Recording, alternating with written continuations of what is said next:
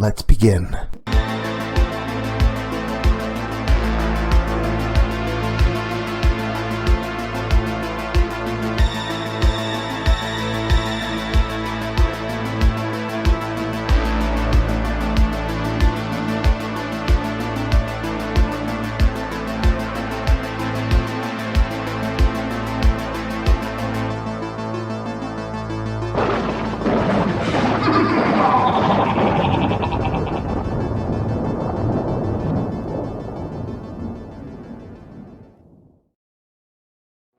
Hey there, scary story fanatics. Welcome back to Cleaving Thought from Bone with your host, Sociopathic. Summer's here and it's in full swing, and you know what that means. It's time to get back to the camp and sit lakeside. So, get ready for a party. It's time for Doughboy420's The Locust Lake Masquerade.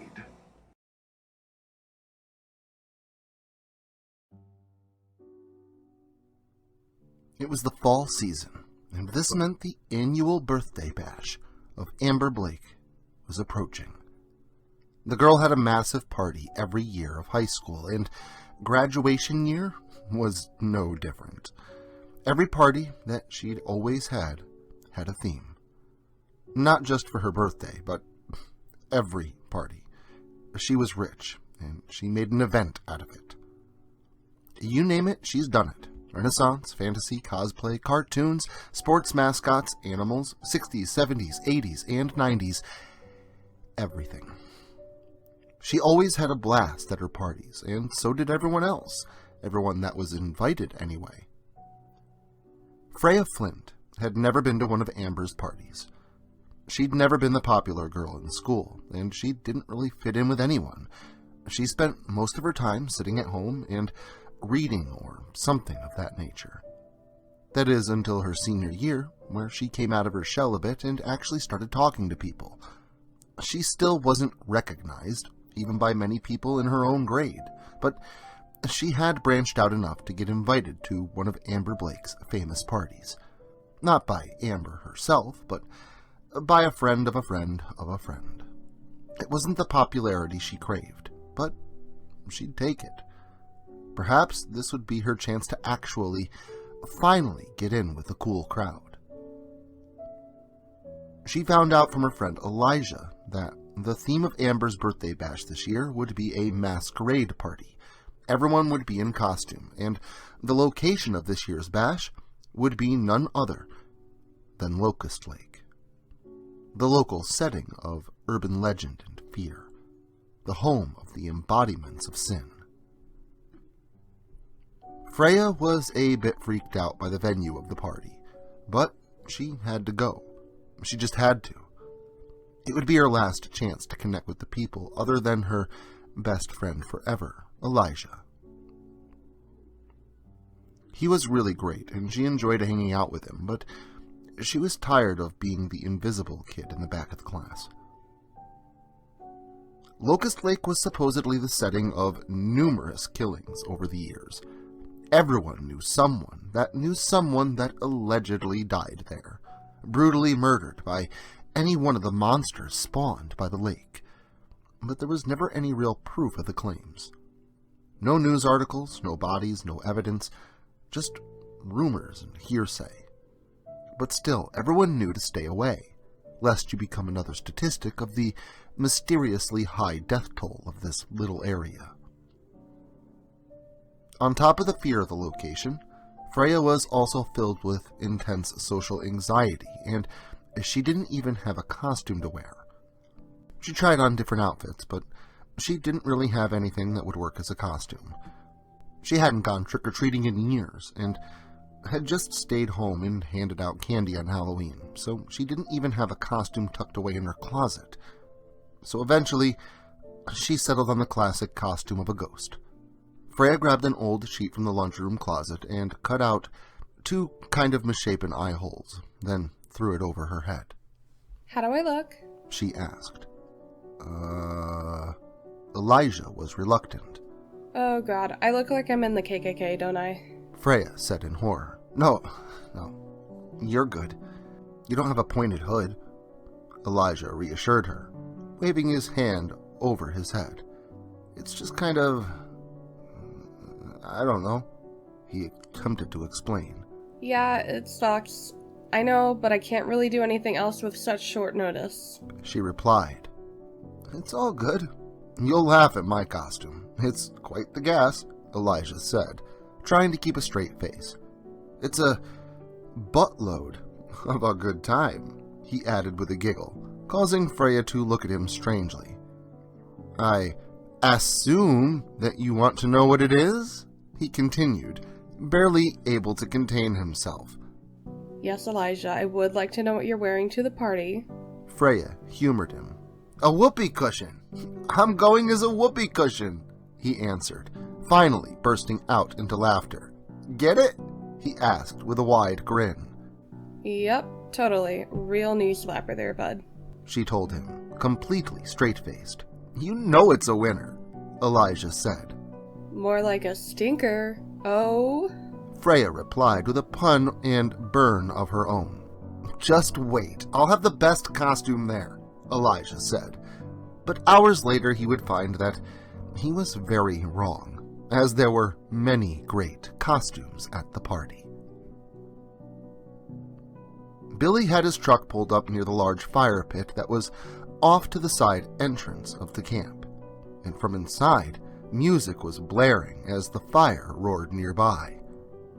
The truck's owner sat on the tailgate, smoking a cigarette and wearing his father's old army uniform as a costume. Billy's two best friends, Heath and Orlando, were stepping up to the keg to do a keg stand, and it brought a laugh from quite a few people to see Orlando in a huge fat suit holding up his friend who wore a giant inflatable part of male anatomy. Wow, I knew Heath was a dickhead, but he really went all out, huh? Elija said, upon seeing his classmate's costume. Freya chuckled at her friend's joke as she looked around at all the people in costume. Soon she spotted the birthday girl in a quite extravagant, lace-covered magenta princess dress, complete with a matching masquerade mask on a stick that she held up to her face. Her hair was tied up in what looked to be a very complicated style that resembled the hairstyles of the Victorian era. Hey Amber. Happy birthday. Freya said, waving to her classmate. Ew, who invited her? Amber said as she turned to her friend. What a trashy costume. Another girl said as she twirled her cattail around absent-mindedly, scrunching up the whiskers drawn into her face in disgust. This was Tybee, one of Amber's best friends. Ew, gross. Kelly said, rounding out the group as she stood there in high heels in a very skimpy and tight nurse's outfit. Amber would have booted the poor girl out of the camp had the party not screeched to a halt when Chris showed up. Just like in the movies, when an unwanted person arrives and the music stops and everyone shuts up, that's exactly what happened. What the fuck are you wearing? Amber said to Chris, who came walking up the path to the fire. He donned a full uniform in that familiar tan-colored with a matching tie beneath. A red patch with an insignia on it around his arm near to his shoulder, his hair parted at the side and combed down neatly, a tiny mustache drawn with black makeup beneath his nose. What? Chris said, confused by the outrage at his costume. Not cool. Tybee spoke up. That's so gross. Ew. Kelly added. Dude, what the fuck, man? Orlando said, upon seeing the costume. What? You got people dressed up as literal serial killers. He said, pointing to the three guys dressed up as some of the local boogeymen themselves. A guy in a black hood with an X stitched over one eye, another guy wearing a trench coat and a homemade wooden mask, and a third guy wearing a papier-mâché devil mask. And you got a Klansman over there, but this is too much? Chris added, pointing over to Freya's makeshift ghost costume, causing her to roar in anger and throw her sheet to the ground before storming off into a nearby cabin, quickly followed thereafter by Elija. Get the fuck out of here, man, Orlando said.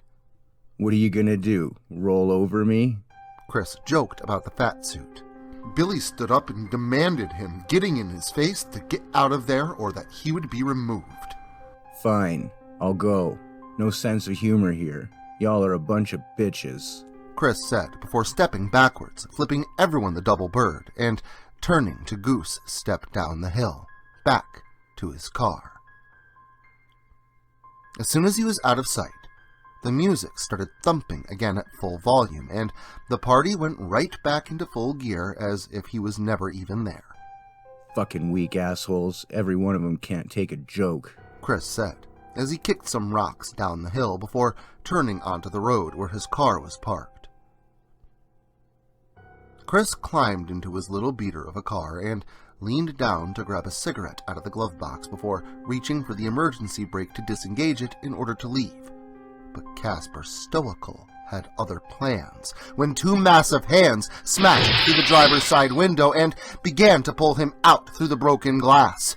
Chris struggled and reached for the gun in his glove box as the masked murderer pulled him out of the window. The boy was able to get a hold of his pistol, where he fired off a shot into Casper's chest, causing the hooded beast to stop for a moment before yanking the boy violently out through the window. Chris attempted to fire off another shot at Casper, but his hand was grabbed tightly, crushing his fingers against the grip of the gun. He screamed out in pain before his arm was snapped and the gun was turned around to be forced into his mouth with such power that it almost tore through the bone at the roof of his mouth. His muffled screams were then stopped as Casper forced the boy's finger down onto the trigger, firing off a shot that tore through Chris's brain and out the back of his head.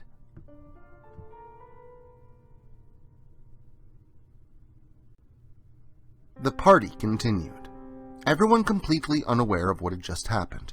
The music was far too loud, and most of them were far too drunk or high to notice.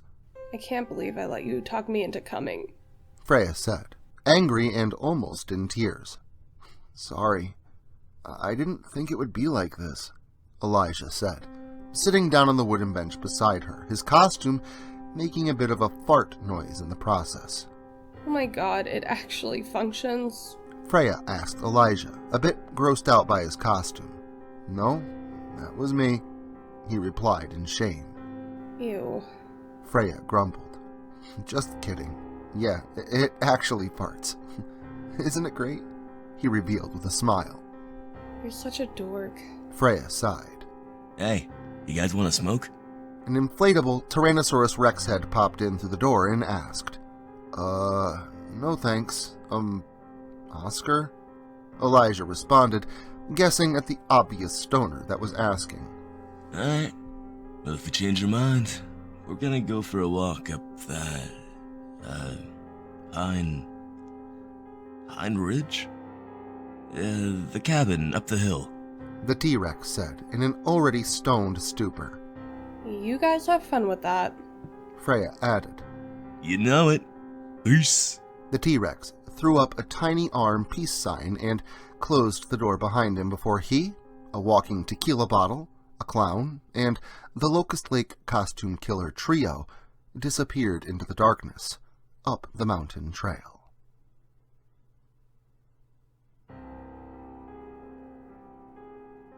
The six of them traveled up the rocky path, only lit by a flashlight that one of them had brought along.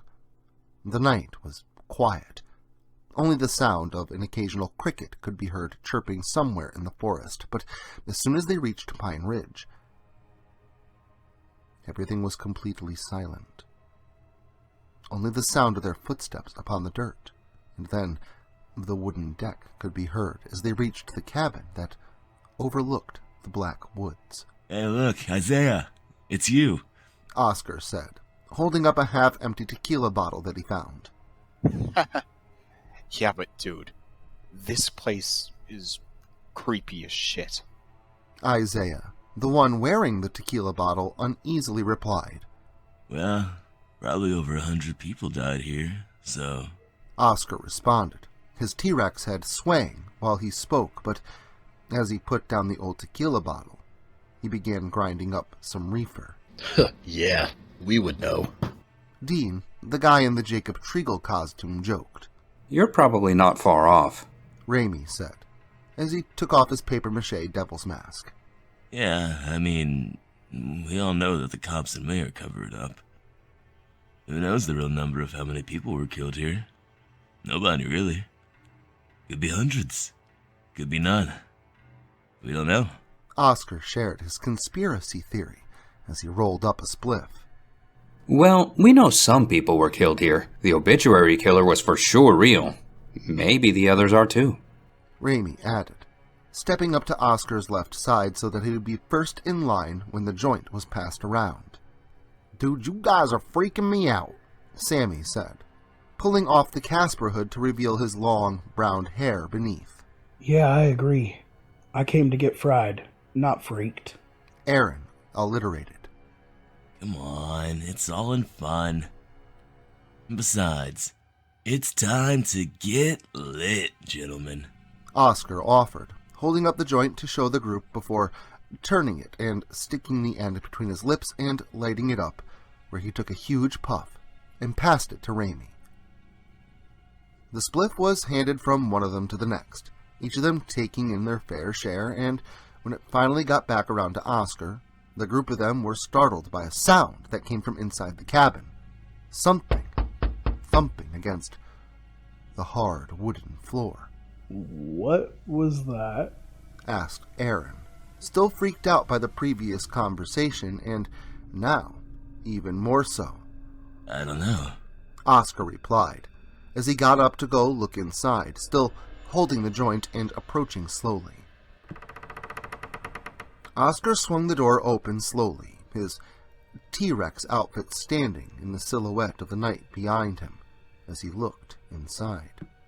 It's a doll, Oscar said in a perplexed tone, wondering how said doll had fallen into the center of the cabin, far away from any surface that it could have previously sat upon. And stranger still was the fact that upon closer examination, the doll was badly burned across much of its body. One eye was missing in its half-scorched face, and it had an unsettling pointed nose that had been turned black from the fire. Oscar gagged as he picked up the little doll because it smelled strange, almost as if the stench of burned meat had been baked into the wood. "It's a marionette," Sammy said, his eyes going wide with fear because he knew exactly what they were looking at, and tried to warn Oscar as he reached down and lifted the creepy dummy off the floor, but it was too late. Oscar had no time to think before the tiny, burned wooden hand grabbed a hold of his throat through the costume. The boy screamed, but the sound quickly turned into a gurgled screech that changed in pitch as his throat and vocal cords were ripped out of his neck. The 5 remaining friends all fled in every direction, leaving the T-Rex to once again become extinct as blood gushed from his neck wound. Dean did not make it very far at all when he ran full force into what he thought at first was a tree, but when his eyes were able to focus, he found that he'd ran into his real-life doppelganger, the monster of the Black Woods himself, Jacob Treagle. "Oh, fuck!" were Dean's last words before Jacob lifted him up off the ground and pinned him against a large tree beside them. The night was then filled with his screams as the monster ripped his left arm off of his body with little effort, as if breaking a twig upon the ground. Dean screamed and cried, but soon met his end when he was stabbed through the chest by his own jagged, broken arm bone. Jacob stood there for a moment, almost confused, as if looking into a mirror. The monster then ripped the mask from the boy and tossed it to the ground, as if he was enraged, like they were mocking him. Jacob ripped the dismembered arm from the boy's body and turned to move on to his next victim, whom he found hiding in the bushes nearby. The terrified boy had seen the whole event of the murder of his friend, and simply sat there, frozen by fear and completely unable to move.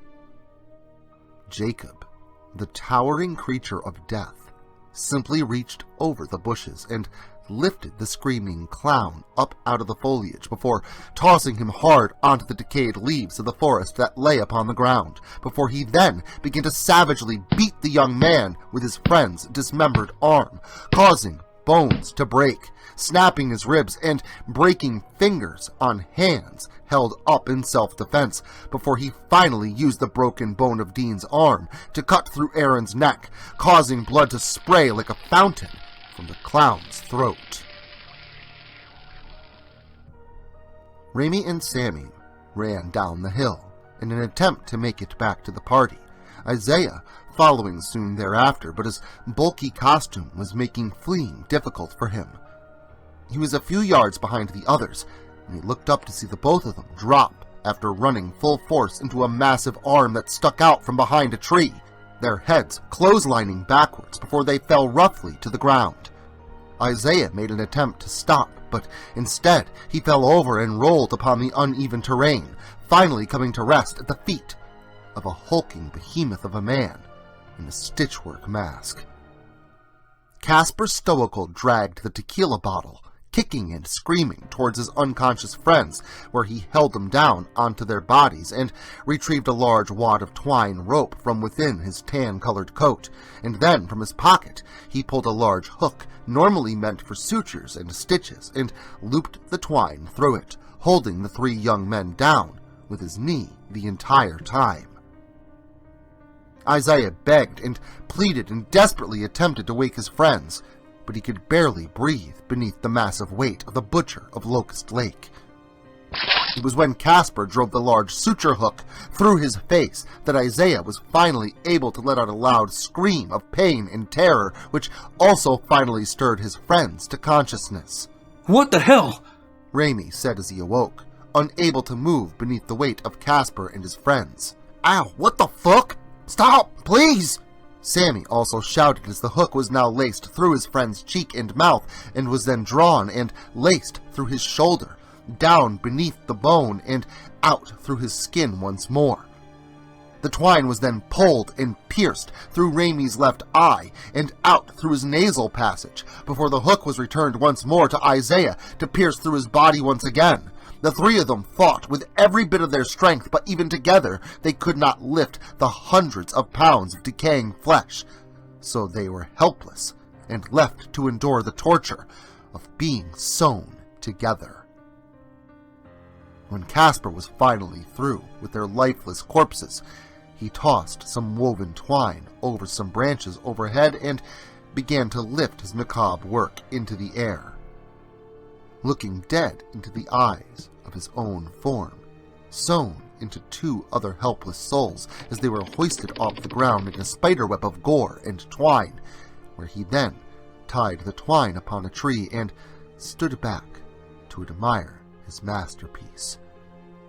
Arms and legs were misshapen and twisted, backs bent, and bodies curled, twine holding them together, yet pulling the skin apart at the same time as they hung, suspended in the middle of the pathway.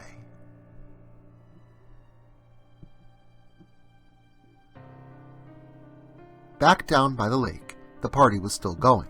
People were drinking and dancing and having a good time, completely unaware of the chaos unfolding around them. "You ready to get back out there?" Elija asked. I don't have a costume anymore. My sheet is covered in mud, and besides, I wouldn't put the clan hood back on if you paid me. Freya replied. "You could be a serial killer. I mean, they look like everybody else. Always the person you least expect. And no one expects you," Elija joked. You don't think so? I think I can be pretty vicious sometimes. Freya scoffed. "You're a couch potato, Freya. I took a lot to get you here. You're not fooling anybody," her friend reasoned with her. Hey, people have died from potassium overdose from eating too many potatoes. You never know. Freya joked. And besides, I think I have an idea. She added, looking over at a wall that was covered with old artwork and some masks that were fashioned by campers long ago. Freya scanned across the broken plaster masks and passed over the dried-out papier-mâché ones. She stopped for a moment, looking at some of the wooden ones, but nothing really caught her eye. Then, high up above the other masks, was one that really stood out from the others. It was an actual skull of a buck, eyes carved out to work as eye holes for the distance of the separation of human eyes. It was fastened to a curved wooden surface with some old wire that was twisted and bent to hold the old skull in place. It was missing a few teeth, but the antlers stood quite up high off the top of the mask. She reached up, stretching onto her tippy toes in order to just barely reach the bottom of the mask, where she then pulled it up off the nail that it was hung upon. Freya brought the mask down to find that she could tie it to the back of her head with 4 strips of twine that were distanced equally a few inches away from each other. She put the mask to her face, and found that it smelled a little funny, but nothing too unpleasant.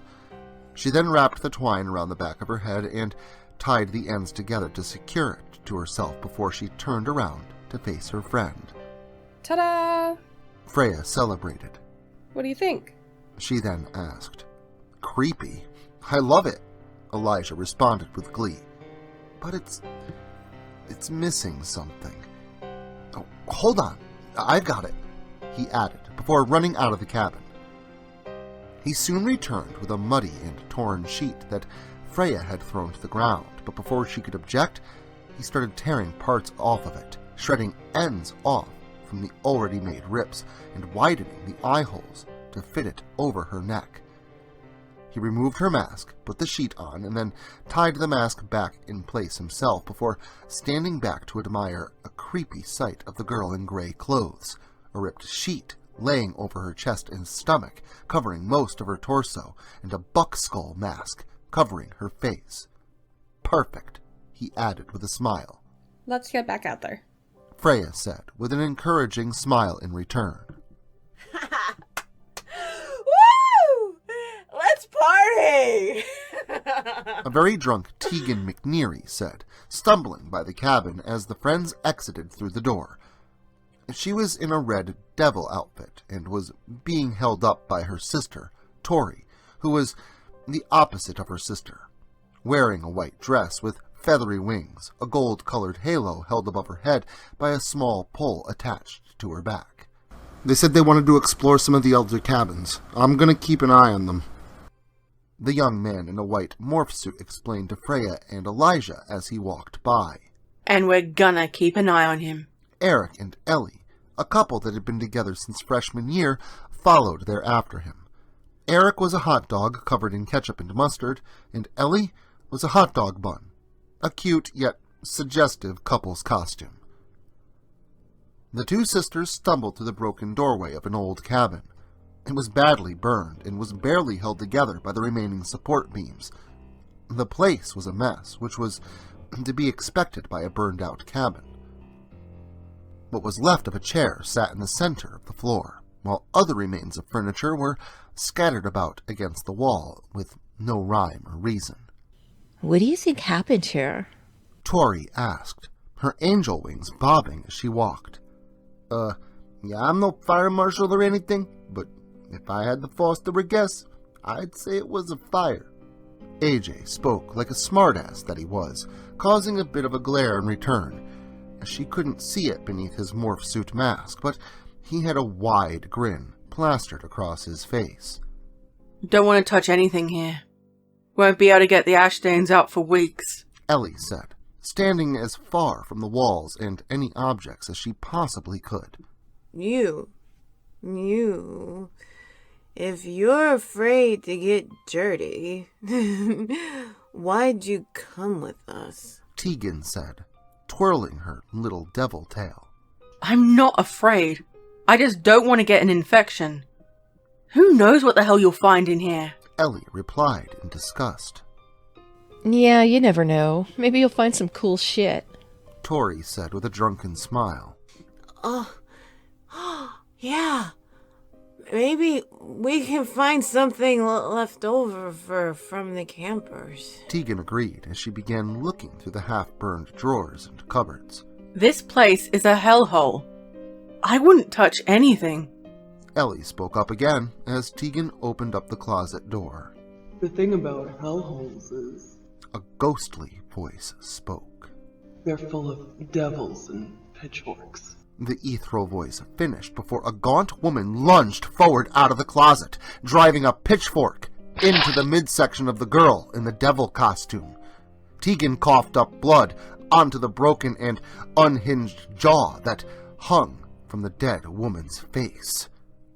The cabin was filled with screams as everyone attempted to flee, but as AJ reached the door to escape, he was instead met with the large hand of Jacob Treagle, a towering monster that then slammed him against the wall, knocking the wind out of him before the grip tightened around his throat.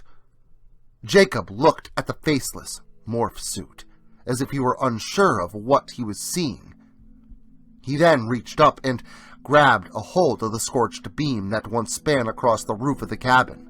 The cabin shook a bit and became even more unstable as he removed what was left of the support, followed by him driving the jagged, blackened edge of the piece of wood into the face of the morph suit, crushing AJ's head between the beam and the wall. And when it was drawn back, the white face of the suit had become a mixture of black ash and crimson blood. Ellie and Eric escaped out a window as the cabin began to slowly collapse, but Tori was still trapped inside. She attempted to follow after her friends, but was knocked to the floor by a piece of debris. Oh look, a fallen angel. Dr. Clarke quipped as the cabin fell in around them, crushing the girl in the angel outfit beneath its weight. Jacob lifted himself up out of the rubble as if nothing had happened at all, completely unfazed by nearly being crushed himself. He soon spotted a terrified couple running down the path back toward camp. They were not far away at all and were almost home free, but the monster of the Black Woods reacted quickly and retrieved an old pole saw from the ground beside a nearby cabin before taking a step and launching it through the air. The pole saw sailed through the air like a javelin and harpooned through Eric, the hot dog, and pinned him to Ellie's bun. The pole saw sticking between Eric's ribs and out of his stomach before it passed through Ellie's torso and stuck them to the ground, blood dribbling down the pole to pool at the tip driven into the soil. The darkness of the night hid them from view, away from the fire, but as soon as anyone left the fire's light, they would easily be able to be seen. And it was not very long until that very thing happened. Elron, a young man in a blue and red superhero outfit, complete with cape and underpants on the outside, felt nature calling, and after having several drinks, he was filled up and really ready to let loose. So he ran off with his fist in the air like a superhero that he chose to be. "Up, up, head away!" he yelled as he ran off into the darkness before he quickly found a tree and emptied his bladder behind it. "Oh, that's better." Elron sighed in relief as he finished up and shook it dry. As he was about to head back toward the fire, Elron spotted a strange shadow standing in the middle of the dirt road. From the position that they were in, it looked like they were two people getting freaky right there in the open, but he quickly noticed that they weren't moving at all. He wasn't sure what to think of the situation, so he slowly made his way over toward them, hoping to get a better view of what he thought was going on. But when he got closer, he soon realized that it was Eric and Ellie, dead, pinned together by some kind of saw on the end of a stick. The boy shrieked and ran. He was no hero. He was terrified, and he desperately wanted to get back to the fire, to the relative safety of the group of friends, but Casper Stoical had other plans. The teens at camp were still partying, loud music blaring, but even that wasn't loud enough to drown out the sound of Elron screaming as he flew through the air like a real superhero, cape trailing behind him with flare until he stopped dead when he went face first into a large tree, pinning his head onto a fairly thick, broken-off tree branch, the broken end driving completely through the back of his head before his body dropped as his head caught, causing the body to smack hard against the tree and kind of bounce a few times before he just hung there by his face. The entire party erupted with screams as people fled in horror, while others just stood there in terrified shock and curiosity. Steve and Cameron, a pair of friends that dressed up as a donkey for the party, Steve the front and Cameron as the ass of the ass, a joke that he made sure everyone heard before they were frozen, staring at their dead friend swinging against the tree. Casper would see to it that they were met with a similar fate when he quickly came up behind them and lifted them both off of their feet, causing the remaining people of the party to finally react to the reality of the situation when they both began screaming as they were lifted from the ground. This was followed by them being thrown, just like their friend, onto the same tree, sticking them onto some sawn-off branches further down from Elron, pinned in a fashion that mimicked their costume, one higher than the other, almost as if a donkey was stuck to it. Pin the tail on the donkey. Try pin the donkey on the tree. Dr. Clarke joked as she materialized near to Orlando, who attempted to flee but did not get far due to the awkwardness of the fat suit, causing him to fall flat on his face. What's the matter? Asked Dr. Clarke. Too much of a beer gut? How about some hair off the dog that bit you? She added, retrieving the hose from the keg and pumping the tap several times before sticking the nozzle of the hose into Orlando's mouth and forcing him to drink, continuously pumping the hose as she did so. He chugged down as much of the alcohol as he could, but it soon became too much for him, and he tried to spit some out. But she held his mouth closed, and he found it strange that such a small-framed woman was able to overpower a football player like him. But those thoughts were quickly replaced with fear as he struggled beneath her. The beer began to flow out of his nose as he could drink no more. He began to choke, and quickly everything started to go black as his body convulsed beneath the ghostly Mad Doctor. Soon, the boy in the fat suit fell limp, as just as quickly Dr. Clarke had appeared, she once again vanished into the night. What the hell was that? Freya asked in shock and fear as she ran beside Elija into the darkness of the forest. Someone killed Elron. Oh my God. Someone killed them, Elija said, also in shock, not knowing at all what to say or do, beyond run as far away from the danger as they possibly could. Unfortunately, in a panic of the moment, they chose to run up the mountain instead of down it. Oh my God, that's so gross. A whispering female voice came from the darkness as they heard the duo approach. They'll hear us. Another girl said quietly. Who's there? Elija asked out loud. Oh God, it's not them. It's not the monsters. The second girl said aloud. Tybee, is that you? Freya asked. Yeah, and I'm here with Amber and Kelly. What did you say your name was? Tybee asked an unseen person. Gus. Name's Gus. I sat behind you in history for 3 years. Gus answered Tybee.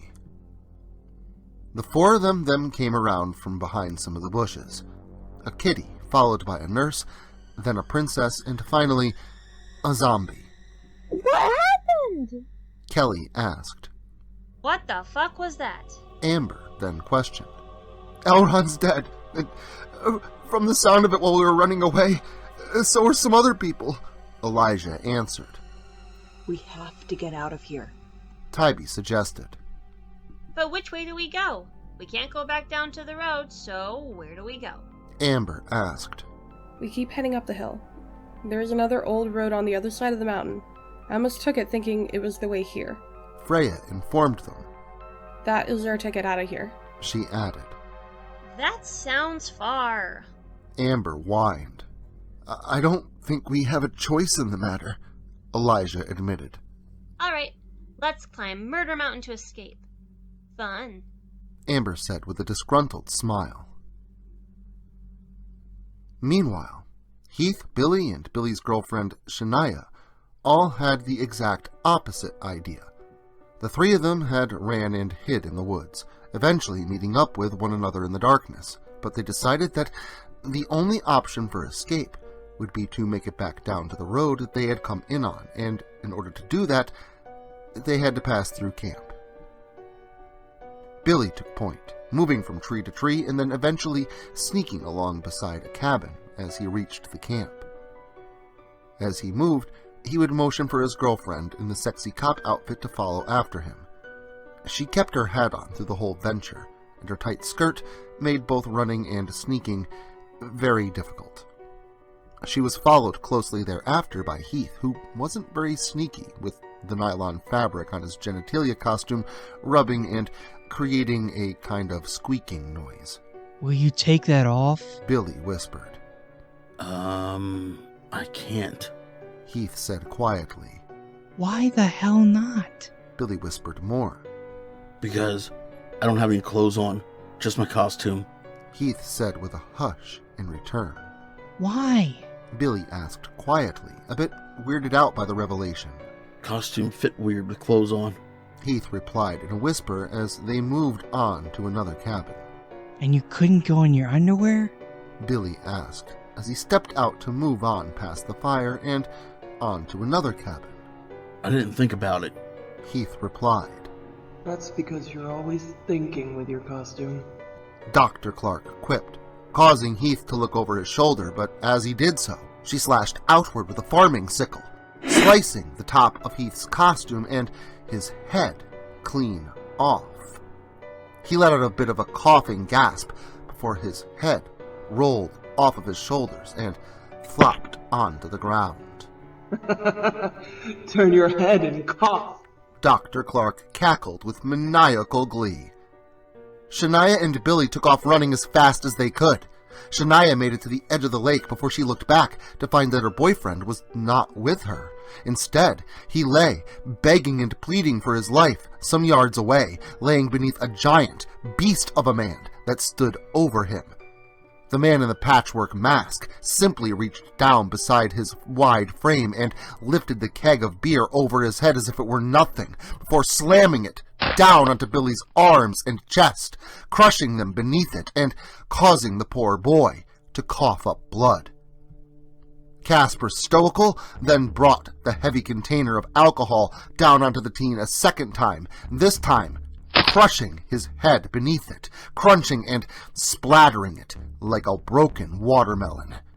Shawneh screamed in horror and despair at the sight of her boyfriend being decapitated by a beer keg before she continued to run down the hill toward the road. Her platform heel boots didn't help matters much and greatly slowed her down. Casper walked towards her as she fled, making great strides and grabbing a burning tiki torch along the way. The terrain around Locust Lake is an uneven landscape of rocks and ruts, so it was not long before Shawneh inevitably took a tumble and rolled onto the ground. The girl attempted to crawl away, but soon Casper was standing over top of her, where he spun the tiki torch around and drove it downward into the girl's screaming face, burning and crushing her countenance, as the end forced its way into the weak parts at the front of her skull, her skin melting away as the fuel leaked out and scorched further, flaring up as the fuel met fire.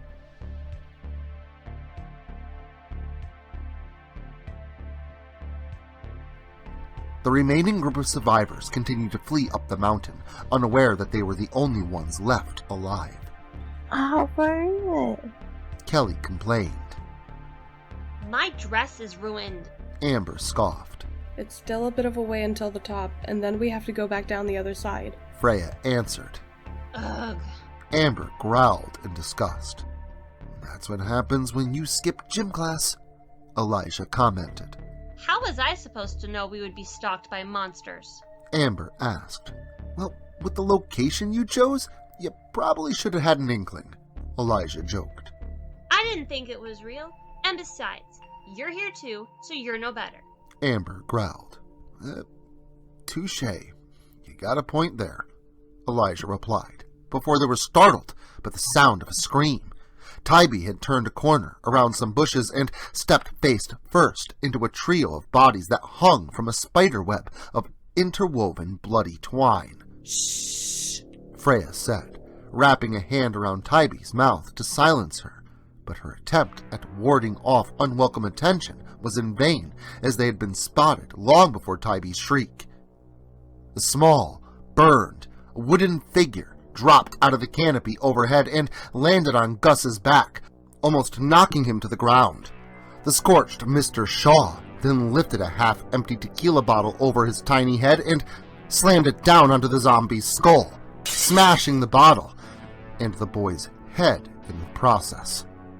This was followed by the broken bottle being driven violently and repeatedly into Gus's chest, stabbing him over and over again before he collapsed beneath the maniacal marionette. The rest of the group reacted with fright and continued on up the mountain as quickly as they possibly could, running up the hill until their lungs burned and their legs began to shake beneath their weight. I have to stop, Kelly said between gasps of air. It's just a little further to the top, I'm sure of it. Then it's all downhill from there. We can make it. Freya encouraged. The group of them then passed through an opening in the trees to find a small, disused stone quarry, an old, rocky path on either side leading up to the ridge overlooking the quarry. Quickly, the 5 of them that remained moved up the nearest path, where they soon spotted a tall man in a wooden mask emerge from the forest where they had just come from. "Crap! Move! Move!" Elija rushed the group as Jacob Treagle followed them up the hill beside the quarry. The 5 of them reached the top of the ridge, Tybee in front, followed by Freya and Kelly. Amber lagged a little behind, and Elija was trying to hurry her along as Jacob gained ground, quickly coming closer to them, when in the act of desperation to get away, Amber pushed Elija backward. He yelled out in what felt like a slow-motion yell for Freya. She turned to see her best friend falling toward Jacob, but then he slipped and his body pivoted to drop off the edge of the quarry's ridge, where he rolled head over heels down the rocks, flipping and hurtling. The sound of cracking rocks and snapping bones filled the night air as he fell until he finally came to stop at the bottom of the hill. Freya screamed from her stomach as it turned inside of her, but she knew that she had to continue on. Jacob stopped for a moment, looking down at the newly lifeless corpse below, allowing the group to slip away for the time being. Further up the hill, the 4 girls passed by a cabin with a sign marked Bear Camp, and as Freya's mind raced over what had just transpired, she began to see something out of the corner of her eye, like a shadow passing between the trees. But when she looked right at it, she saw nothing.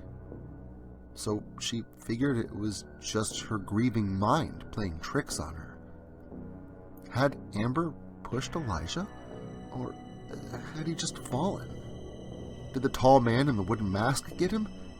Everything happened so quickly, she wasn't able to clearly witness the entire event, and so she only had pieces of it, all in her mind. Amber, Freya began. What happened? Back there? With Elija? She asked, her voice almost cracking with sorrow. He fell. Amber answered bluntly. Oh, okay. Freya said quietly, holding back tears and an overwhelming flood of emotions. Her vision was closing in around her, but she still caught glimpses of a shadow lurking amongst the trees, growing ever closer, slowly closer. Are you sure? Freya asked timidly, not wanting to assert her suspicions. Look, he was clumsy. Everyone knew that. He fell. Sorry, that's it. Amber responded, still denying her guilt. Tears welled up in Freya's eyes, and it felt like her heart was stuck up in her throat. She still watched as the shadow approached. She knew something was coming, but she didn't care. She figured that if whatever it was got them, all it would serve was them right. And she knew in her heart what Amber had done, and she felt that if something happened to her, she deserved it for what she did, So internally, Freya made the choice to just let it happen. Then it did.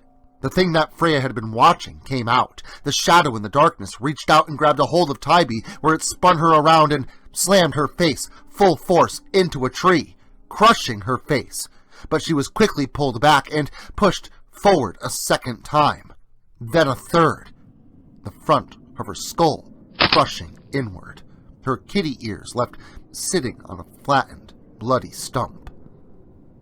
Kelly screamed and attempted to flee, but the thing in the darkness pounced upon the nurse, knocking her to the ground. The shadow clawed at her back, then flipped her over, mauling her face before pushing a hole through her stomach in order to rip her intestines out of her torso, pulling enough of a rope of innards out of the girl in order to strangle her with them. Amber was filled with shock, surprise, disgust, horror, and exhaustion. She simply fell to her knees and accepted what was coming. The thing in the shadows ripped the metal tiara from the princess's head and drove it downward into her face before withdrawing it and slamming it forcefully into her chest, stabbing her with her own tiara over and over again before finally leaving her bloody with a tiara still sticking out of her face. Freya released her grasp on the tiara and the deceased girl, letting them fall to the ground. She looked around for a moment, her hands covered in blood. There was no shadow. There was no thing that lurked in the darkness. It was Freya that killed the girls. She looked up in the forest as the sun began to rise. She saw them standing in the shadows. A large man with a patchwork hood. A tall man wearing a wooden mask. A mad doctor with decayed flesh. A tiny, burned marionette. And beyond them, a woman with garb of mud and fur, red eyes glowing with madness. And then the group of them turned, one by one, and walked back into the darkness. Freya looked back over the camp one last time, toward the sunrise, before she turned and followed slowly thereafter. Well, that just goes to show you, if you're gonna party, make it a blowout. And if you're gonna make it a blowout, make it one to die over. But I sure hope that you don't die over this summer heat, so you're able to return here next weekend for more gore galore. And until then, remember to like, share, subscribe, and turn on notifications so I can catch you all again next Saturday.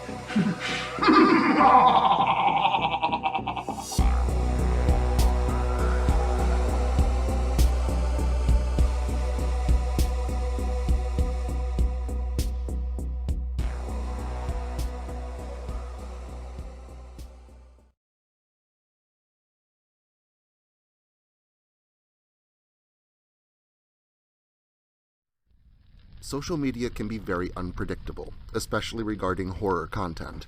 If this content gets removed, all new content will be simultaneously presented on various websites provided in the description to this video. Make sure to follow me in other digital spaces so that you never miss out on the terror. Also, if you like this video, make sure to leave a comment and hit the like button. It helps the channel a lot. If you're new to the channel and you enjoy what's here, consider hitting that subscribe button and the notification bell so that you never miss an upload. Writing is a dream of mine, and it's all of you that make that dream come true.